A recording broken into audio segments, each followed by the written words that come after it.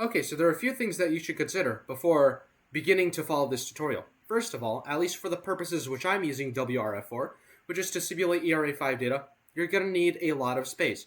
For example, let me go to my disk right now and see, you're going to want at least about 120 gigabytes of space. Why is that, do you ask? First of all, when you install WRF, its dependencies take up at I think 8 gigabytes of space.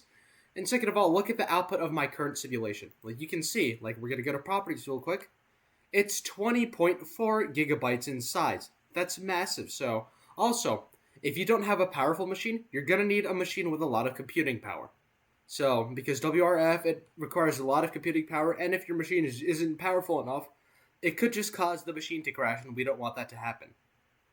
And also, this takes a long time. WRF doesn't finish overnight. Usually, at least on my computer, which has 8 cores, it takes 3.5 to 4 hours to finish one simulation. It doesn't happen in an instant. It will require a lot of patience. So those are just a few things to keep in mind before we begin. Thank you.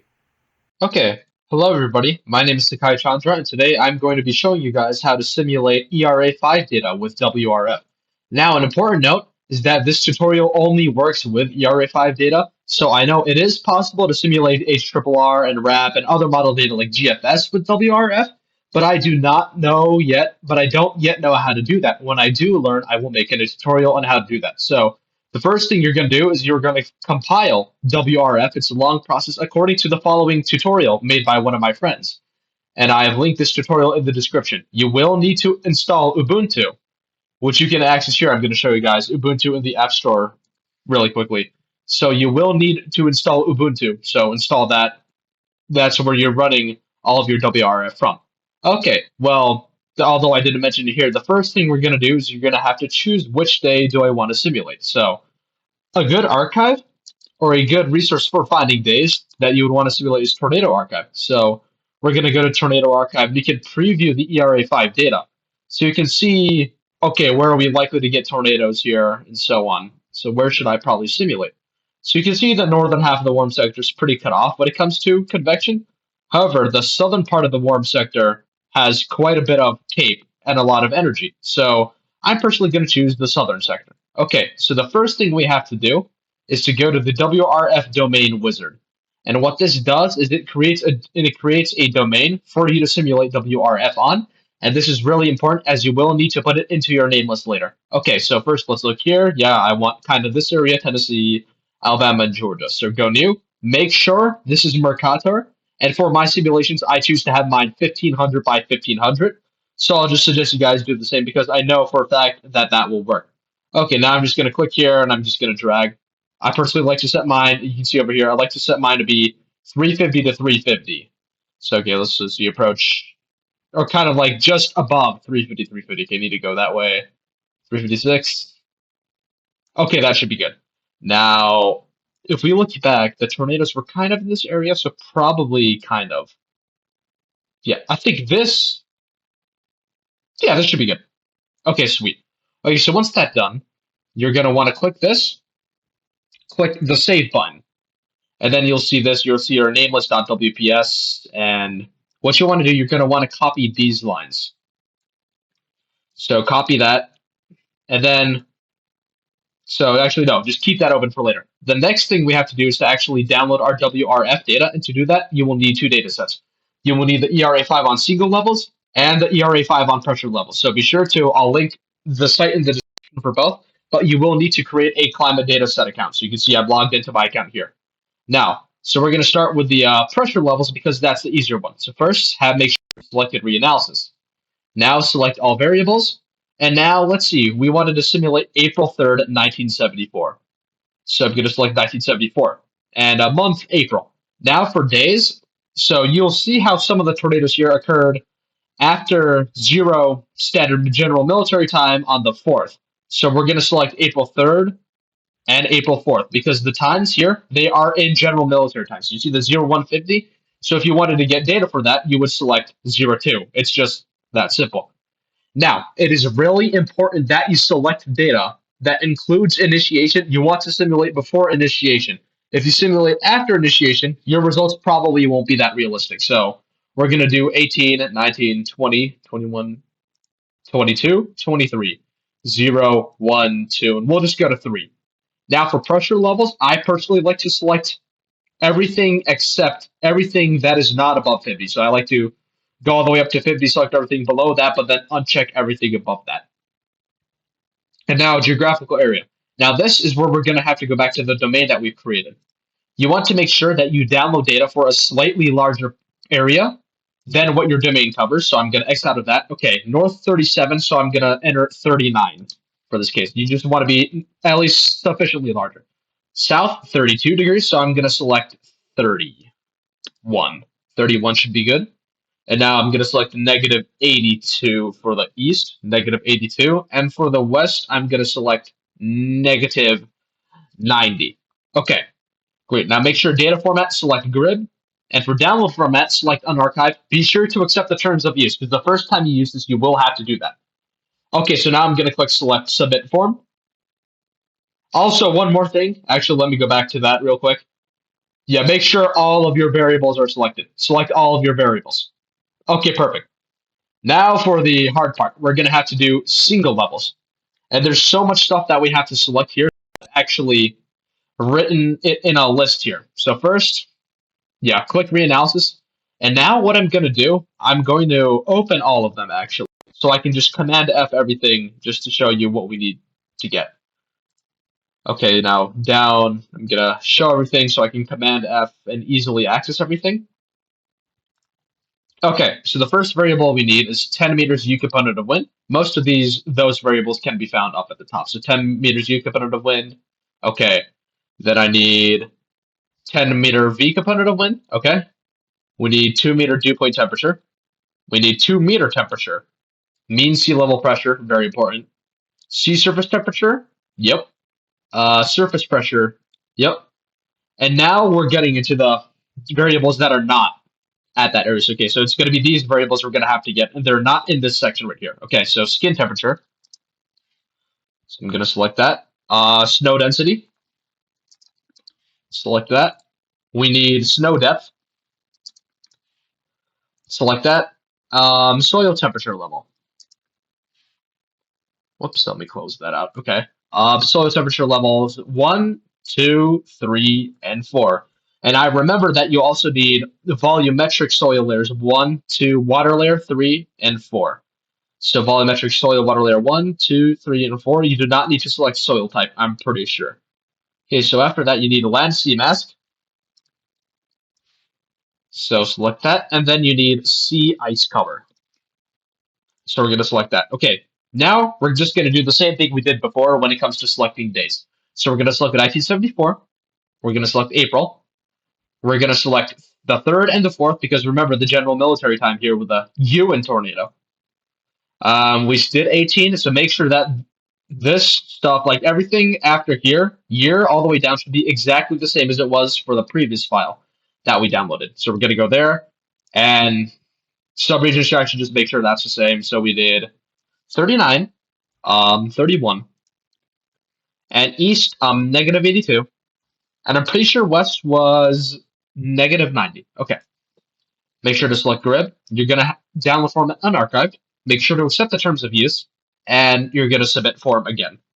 Now, it will take time for this to download. So in the meantime, what I'm going to do is first, you're going to need to get Notepad++. So you're going to go here, you're going to download that. I'll link this all in the description. So yeah, just download it there. I already have it downloaded, so I'm going to open Notepad++. And you're going to want to open these 3 files. NAMELIST.WPS, which you can access here.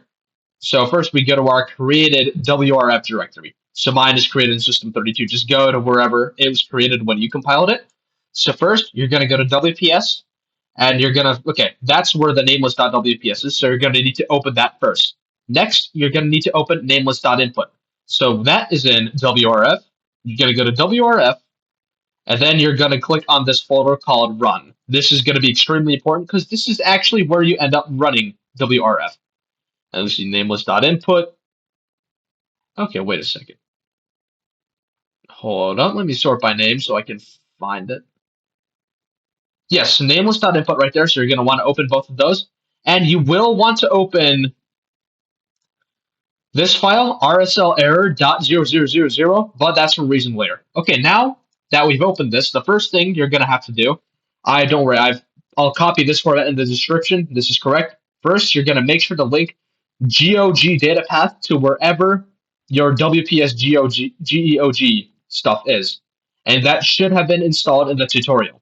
Okay, now what you're going to do, you're going to go here in 1974. Make sure to change this to the dates that you'd initially simulated first. So 1974, April 3rd, so we're going to start at 18, and we're going to end on April 4th, 1974 at 3 UTC. So be sure to change that, save it. Oh yeah, you have to launch it in administrator mode. Okay, so now save it. And now remember how I said that you needed to make sure to keep this tab open for this. Select all of these things. This is really important. Go back to NAMELIST.input and paste them in here. So whenever you do a new simulation, you choose where you want, you're going to have to change this. So we're going to save it there. Okay, sweet. Make sure to set this to 350 because in my experience, if you do anything more than that, it will error really quickly. And just make sure that is changed. And the last important thing is that before you open Ubuntu and do anything with running WRF, this prefix, it must say file. This is important because during the process of actually running WRF, you will change that to S file, and then you will have to do that. But for now, we're going to leave it as file. Okay, so now we're going to go to NAMELIST.input. So it should be just copy and paste it from the description. Everything should be fine, but we have to change this to the days that we're going to simulate it. So we start April 3rd, 1974 at 18 UTC, and we end April 4th, 1974 at 3 UTC. So be sure to change that. Just don't change anything else. Unless you decide to streak your domain, then you can change that, but don't go above 350 because from my experience, that doesn't work. And everything here should be in order, so you probably don't need to change that. Okay, great. Now that's ready to go for the Ubuntu setup, which we're going to get to eventually. So we've done that. Now we have to wait for the data to download. So we've already done this. And we're just going to wait for the data to download. And once that's ready to go, oh, so okay, perfect. Our data is ready to go. So now you're going to download 2 files. Okay, first, download the larger files. The pressure levels will be larger. And then you're going to download the smaller file. Okay, so this step is extremely important. My goodness, it is taking quite a while to download. Usually my download speed is much faster than that. Okay, sweet. So come back here. Okay, so we've downloaded these 2, right? So I'm going to just do the command and shortcut and go back to my WRF folder. Now, if it doesn't exist already, create a folder called data, or if it does exist already, I don't remember if the tutorial creates it or not, but either way, just create it, click data, and then create a folder inside of data called SFC. Okay, so now take the larger of the 2 files you downloaded and just drop it in data. Okay, I'll provide administrator permission. Okay, good. And now take the smaller of the 2 files that we've downloaded, and you want to put that into SFC. So continue. Just make sure everything's there. Okay, everything's set up. That is all good. Okay, so we've done that. We've done those 2. We've done all of this. And now we should be ready to go. So now what you're going to do is you're going to open Ubuntu. So Ubuntu, be sure to run as an administrator or else it will not work. At least from my experience, it will not work. Okay, yes, I want to change. Okay, then if everything's set up properly, it should be good. Okay, so now I'm going to go back up to my note and you're going to follow this tutorial really closely. Be sure, don't worry, I'll paste all of this in the description so that you guys can easily just paste it and you won't have to replicate typing everything that I'm typing in my screen. Okay, so remember how we said, be sure it's file to begin with. So first, you're going to copy this, or in this case, whatever directory that your WRF and WPS is. So this is where my directory is, but for yours, it may be different. So let's say yours is in like downloads or something. Change it accordingly. But anyways, for mine is system 32, so we're going to start with that. Okay, go here. Now, when pasting it to Ubuntu, it's not Control V. You actually have to right-click. If you right-click, it will paste successfully. It just will do nothing. So be sure to right-click, enter. Now you're going to copy this command, drop it, enter. Now we're going to link a few important things. Okay, link that. And then we're going to do this command right here. Now the first thing we're going to do is run ungrib.exe. And the way you run something is doing // and then you can just type it ungrib.exe. and it should work like this. And when it finishes, it should give you a message saying that, okay, it's successfully completed. Good. And now we're just going to remove the remaining stuff. Okay, so remove that. Good. Now, remember how I said that you have to have it as file to begin with? Now we're going to change it. So we're going to go back, go to prefix in namelist.wps. You do not need to change anything in namelist.input. So namelist.wps, you're going to put prefix s file, save. Okay, perfect. We're going to go back to, okay, here and here. Okay, so now that it's changed to s file, everything should be good. Go here, paste. Okay, good. Go here, paste again. Sweet. And now we're going to run ungrib one more time, because you need both files and s files for this to work. Now we're going to do, oh crap. Okay, so there is one critically important like oversight that I made when I was making my initial tutorial video, but the oversight was you need to get the geography data. So the first thing you're going to do, you're going to go to this website, which I've linked in the description, and you're going to scroll down. There's a lot of stuff on here. You're going to click this one, download highest resolution of each mandatory field. You're going to click it, and then it's going to download this tar file. I'm personally not going to download it all the way because I already have it, but once it downloads, we're going to go to files, you're going to go to downloads, and you're going to pick it up here, or you can like copy it or just move it to this directory. So you're going to go to your WRF directory, and you're just going to drop it right there. You just have to, you can leave it in the tar file. You don't have to extract anything. Just drop it in as is. So as soon as you download that, all you have to do is just move from your download directory to the WRF directory, and you should be good to go. Once you have your geogrid stuff, you're going to have to run geogrid.exe, and it'll process a bunch of domains and stuff. Okay, good. And now you're going to do metgrid.exe. Metgrid is extremely important because this is basically telling the model, okay, so I'm giving you these guidelines or these pre-existing conditions based on the model data. So metgrid is critical for ensuring that the simulation doesn't, go too far away from reality, or at least what is modeled. So when it processes these files, it should say S file and file. So be sure that that's correct. And it'll just go through all the files. So 18, 19, 20, 21, and it's going to go to the April 3rd, 1974, April 4th, 1974 at 3 military time. And then it should finish. It'll give you a successfully completed message when it does finish properly. So just wait for that to finish.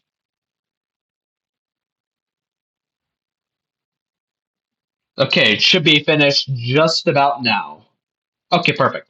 So now what you're going to do, you're going to go back to here, and you're going to go to WRF, and then you're going to go to WPS, and you see these files. These start with met_em.do1 whatever. Copy all of them. Now, go back to WRF.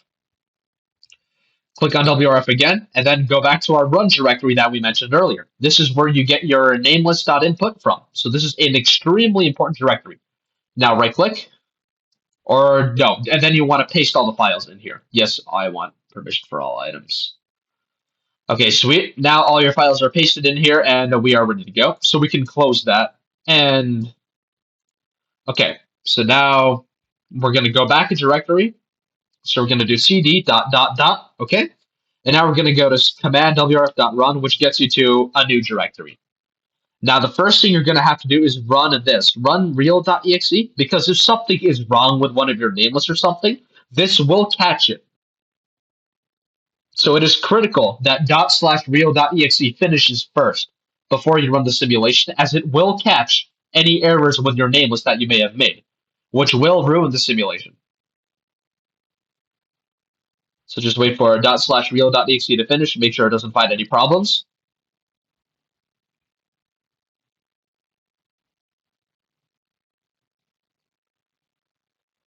Okay, come on. Okay, now, okay, you see how it gave me the prompt to type in this directory again? That means it ran successfully. Now, the first time you run WRF, you will copy this command and do wrf.exe, but at least in my experience, you need to do that because the first time you run it, it will give you something called a reasonable time step ratio, and that's why you need to open .rsl error.0000. So it will give you a suggested time step ratio because the first time you run this command, it will error, but it will give you a time step ratio. So once you get that ratio, make sure to open, because the ratio will appear in this file. Go back to NAMELIST.input, go under at domains, and then you will see a prompt titled reasonable time step ratio, or a setting. And be sure to just paste, it should initially be blank, so just be sure to paste whatever it is. I'm just going to copy and paste mine because this one, at least from my experience, has always worked without problem. So once you have your reasonable time step ratio, you should be good to go. Okay, so now is an important thing. So based on how many so you can first just run it regularly, which is just ./wrf.exe, but that's slow and we as fast as possible. So you're going to task manager, and then you're gonna open it up. Go to performance, and I think just go to CPU. Now look at this. How many cores does your computer have? My computer has 8 cores, so I'm gonna run MPI run minus MP space 8. Now, if your computer has 4 cores, you would change that to 4. And if your computer has 12 cores, you would change that to 12. And if your computer has 420 cores, you would supercomputer, whatever. But anyways, for my computer, I'm going to set it to 8 because this will help it run as fast as possible. So we're going to copy that, going to paste it in here and hit enter. And now WRF is running. So I'm going to wait for the simulation to actually start up and run a bit. And then I will come back to you. And then I'll continue from there when it comes to like how to actually visualize everything. So now we can. Okay, now that our simulation is running, we're going to want to be able to visualize the data. So in order to visualize the data, you're going to need this software. It's called Visit.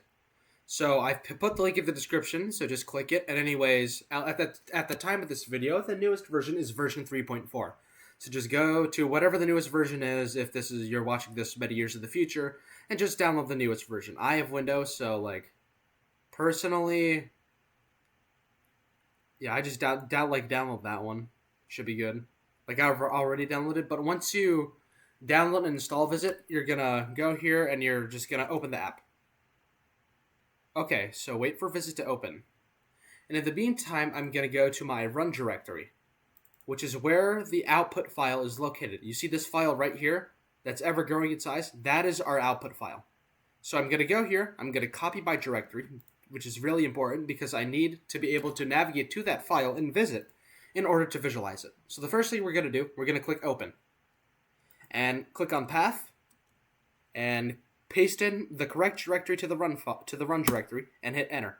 If it's different at your computer, like it'll be like mine's a system32, like it'll be different depending on where you've installed WRF.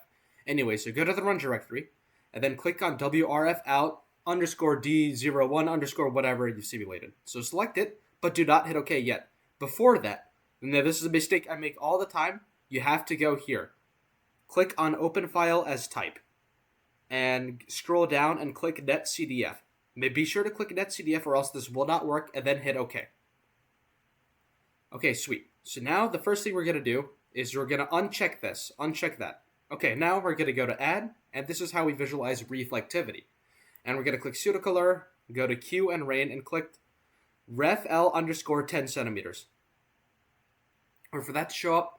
And now we're going to have to change it. First, check minimum and maximum. Set minimum to -30 and set maximum to 85. And at least this is my preferred presence. So just leave everything else as is and then go to color table. And I personally like the hot desaturated color table. I mean, you can play with whatever color table you want, but I like hot desaturated. And we're going to hit apply. However, we're not ready to visualize the data yet. We need to go to operators, click slicing, and then click slice. Now click down on this, click on slice, and change it to z-axis %. Apply. Now we're ready to draw, and all you have to do is hit the draw button. Okay, so now we're going to scroll to our most recent one, and there we go. So you can see we have a supercell over here, and then we have a developing line of storms over here. So that is how we visualize our reflectivity data. Like I said, this will take time. Usually, most serious convection begins to form at about cycle like 137 or 138, like just about this time. So like it will take time to show up. Like it's, for the time I started the simulation, it's taken about an hour for this convection to show up. This is a slow process. It will not happen instantly unless you have like the greatest supercomputer in the world. Okay, so how do we visualize velocity? So go add again, pseudocolor, except this time you're gonna go down here to THM and you're gonna click U10. So click U10. Make sure this is unchecked, or else this will not work. Now go here, and all you have to do, it's already set up. Here you just have to click draw, and boom. So you can click hide and show to see, to like compare between the two layers. So like over here, you can see we have a supercell over here. So there's our supercell, and now let's see what the velocity looks like. And you can see that inflow layer developing and that RFD matching up, so you can see the convergence zone developing. So anyways, that's how you visualize data, and that's how I make my loops. So let's look at this one out of curiosity. Okay, we got a supercell developing there. Also, if you want to update it, click the reopen button. Like so I'm going to click reopen, and then you'll see that several new scans have loaded in. So okay, so now 141. So you're going to wait for that to update. Okay, good. Now let's see what the velocity looks like on this one. Not much yet. You can see a little bit of a convergence zone forming there, but nothing too big.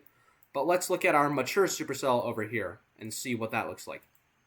Yes, you can see the convergence zone is really increasing in intensity there. So we might be getting a tornado soon, and this is just what everything looks like. Now, if you accidentally screw up your view, all you have to do to reset it is right-click, view, and then just click reset view.